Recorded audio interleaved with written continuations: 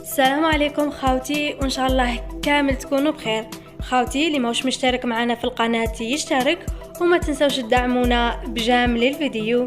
حرب إعلامية مغربية على مدرب تنزانيا ذو الأصول الجزائرية بسبب تصريحه، والإعلامي الجزائري حفيظ دراجي يتدخل. اتهم مدرب تنزانيا الجزائري عمروش المغرب والأقجع بالكولسة، قائلا الجزائري عمروش مدرب تنزانيا في تصريح مثير للجدل: الجامعة المغربية تقوم باختيار الحكام والتحكم في مواقيت اللعب، إنهم قوة ضاربة لتسيير الكرة الإفريقية.